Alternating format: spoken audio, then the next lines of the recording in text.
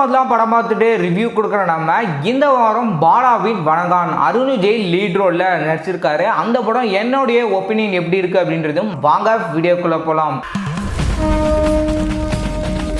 அருண் விஜய் டெஃபெண்டமாக இருக்கிறாரு. அவர் காதும் கேட்காது, அவருக்கு வாயும் பேச முடியாது. இப்படி இருக்கிற இவருக்கு ஒரு தங்கச்சி இருக்கிறாங்க. இவங்க 2 பேருமே கன்னியாகுமரியில் வாழ்ந்துட்டு இருக்கிறாங்க. அங்கே தவறுகள் நடக்குது, அதை எப்படியாவது தட்டி கேட்கணும் அப்படின்ற எண்ணத்தில் இருக்கிற அருண் விஜய்க்கு பின்னாடி என்ன மாதிரியான விளைவுகளாக நடக்குது, அதை எப்படி இவர் சந்திக்கிறாரு அப்படின்றதான் இந்த படத்துடைய மொத்த கதை. படத்தை பொறுத்த வரைக்கும் பாலாவருடைய பிதாமகன் சேது நான் கடவுள் அப்படின்னு சொல்லி இந்த படங்கள் எல்லாமே நீங்கள் ரசித்து பார்ப்பீங்க அப்படின்னா உங்களுக்கும் இந்த படம் கவரத்துக்கான வாய்ப்புகள் அதிகமாகவே இருக்குது.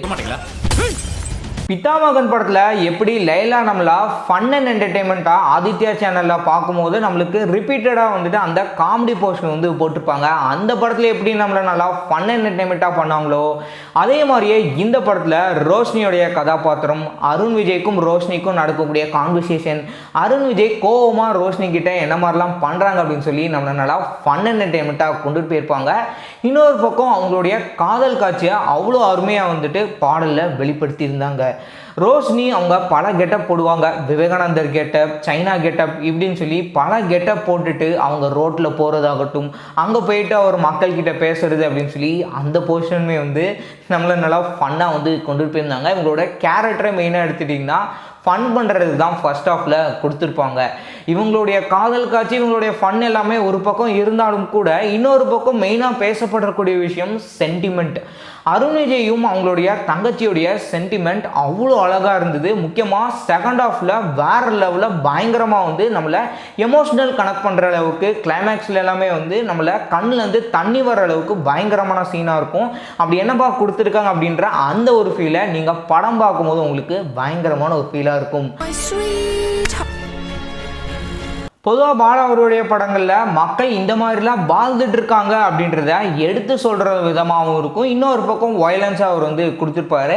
இவரோட வாழ்க்கையில் நிகழ்ந்த சம்பவம் இந்த மாதிரிலாம் இவர் கஷ்டப்பட்டுருக்காருப்பா அப்படின்றத அதுக்காக தான் இந்த படங்களில் எல்லாமே ஒரு வயலன்ஸாகவும் இருக்கும். இன்னொரு பக்கம் மக்களுடைய வழிகள் எல்லாமே அவ்வளோ எடுத்து சொல்கிற விதமாக பிதாமகன் படம், அதுக்கப்புறம் இன்னொரு பக்கம் இந்த நான் கடவுள் படம், மெயினாக அந்த படம் ஞான் கடவுள் படத்தை ஞாபகப்படுத்துகிற விதமாக படத்தில் ஒரு காட்சி சித்தரிக்கப்பட்டிருந்தது.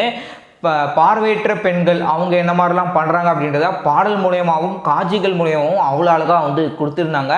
இதுக்காக இங்கே ஏதோ ஒரு சம்பவம் நடந்திருக்கு, அந்த ஒரு சம்பவத்துக்காக அருண் விஜய் இப்படி பண்ணுறது ஒரு பக்கம் தவறாக இருந்தாலும் கூட படமாக பார்க்கும்போது இந்த நடந்த சம்பவத்துக்கு அநியாயத்தை தட்டி கேட்குற விதமாக இவர் கொலை பண்ணுறதுல எந்த விதமான தவறுமே இல்லை அப்படின்ற அளவுக்கு தான் அவருடைய கேரக்டர் இருந்தது.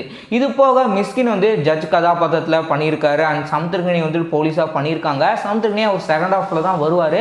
மிஸ்கின் கூட படம் முழுக்கவே வரமாட்டார். படத்துடைய ஃபர்ஸ்ட் ஹாஃபில் கிட்டத்தட்ட இன்ட்ரோல் பிளாக் வர இடத்துல தான் அவர் வராரு. இன்ட்ரோல் பிளாக்ஸ் வேறு லெவலில் கொடுத்துருப்பாங்க. இப்படி நடந்த பிரச்சனையை இனிமேல் நடக்கக்கூடாது அப்படின்றது விதமாக அருண் விஜய் பண்ணுறக்கூடிய சம்பவம் வேறு லெவலில் இருந்தது. படத்தில் ஜிவி பிரகாஷுடைய இசை, ஜிவி பிரகாஷை பொறுத்த வரைக்கும் பாடலில் மட்டும்தான் அவர் மியூசிக் கம்போஸ் பண்ணி கொடுத்துருக்காரு. பாடல்கள் எல்லாமே அவ்வளோ அருமையாக கொடுத்துருந்தாங்க. லிரிக்மே நல்லா கேட்கறதுக்கு இனிமையாக இருந்தது. இன்னொரு பக்கம் சாம் சிஎஸ் உடைய பேக்ரவுண்ட் ஸ்கோர், அவர் தான் இந்த படத்துக்கு பேக்ரவுண்ட் மியூசிக் மட்டும் அவர் கம்போஸ் பண்ணி கொடுத்துருந்தாரு. பேக்ரவுண்ட் மியூசிக் படத்துக்கு தகுந்த மாதிரி வேறு லெவலில் பிச்சு உதறிட்டாங்க.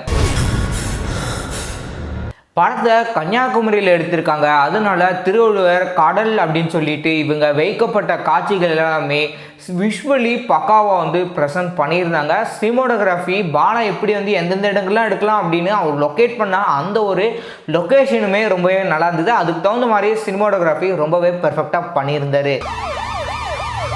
மொத்தத்தில் இந்த படம் எப்படி இருக்குது அப்படின்னு எடுத்துட்டிங்கன்னா சமுதாயத்துக்கு தேவையான நல்ல ஒரு கருத்தையும் ஃபேமிலிக்கு நல்ல ஒரு எமோஷ்னல் கனெக்டோட கொடுத்துருக்காங்க. இன்னொரு பக்கம் எடுத்துட்டிங்கன்னா படத்தில் வயலன்ஸ், அடல்ட் கண்டென்ட் அப்படின்ற மாதிரியான காட்சி எல்லாமே இந்த படத்தில் இருக்குது. அதை மைண்ட் பண்ணி வச்சுட்டு இந்த படத்தை போய் பாருங்கள்.